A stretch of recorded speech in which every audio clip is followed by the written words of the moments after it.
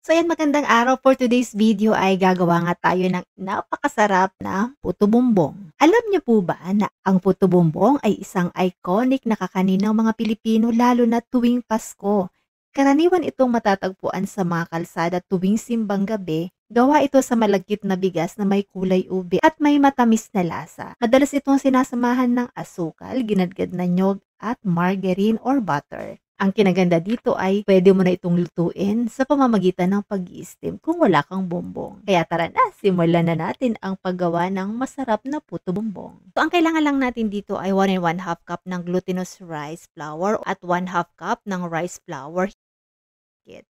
And then haluin lang natin para mag-combine. Tapos sa isang cup or sa isang tasa ay maglalagay ako dito ng 1 cup ng tubig at ubi food flavoring. At kung gusto niyo po na medyo matingkad ang kulay ng inyong puto bumbong ay magdagdag na lang kayo ng food coloring na ubi din. Pwedeng powder ang gamitin, pwede ring liquid. Tapos haluin natin ito, saka natin ilalagay gradually sa flour natin na tuloy-tuloy ang pagmamasa hanggang sa maubos natin yung liquid natin. So masahin lang natin ito hanggang sa ma-achieve natin ang ganito. Yan. So haluin lang natin at gawin nating crumble. O kung hindi naman ay bilugin nyo po yung dough na nagawa nyo tapos gadgarin nyo po ng panggadgad ng keso. And then, gagamit tayo dito ng dahon ng saging. Pwede nyo po itong pahiran ng margarine bago nyo po lagyan para di masyado madikit sa dahon. Pagtatanggalin na natin ito mamaya. Pwede rin naman pong hindi nyo nalagyan ng margarine kasi ang dahon ng saging ay maano naman po madulas. So, ganito lang po ang paglalagay. Pwede nyo pong lakihan or damihan. At kung gusto nyo naman po na magtipid sa dahon ng saging ay hatiin nyo na lang ito para matipid. At eto na nga po nagawa na natin. Itong isa ay medyo open siya at ito namang isa ay medyo balot siya. So, bali, ang next step na gagawin natin ay steam po natin ito. Nagpakulo na ako dito ng tubig.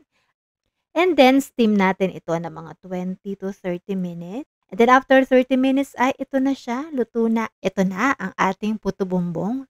Luto na siya. Ayan, so tatanggalin na natin ito sa mga dahon.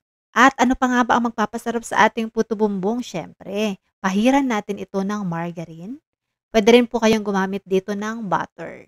Para mas masarap pa ay, siyempre hindi mawawala ang kinayod na nyog. At brown sugar. Pwede nyo pa po itong pasarapin. Lagyan nyo po ito ng condensed milk. O diba? Ayan, napakadali lang pong gumawa ngayon ng puto bumbong kahit wala kayong bumbong. Dahil pwede nyo na po itong lutuin sa pamamagitan lang ng pag-steam.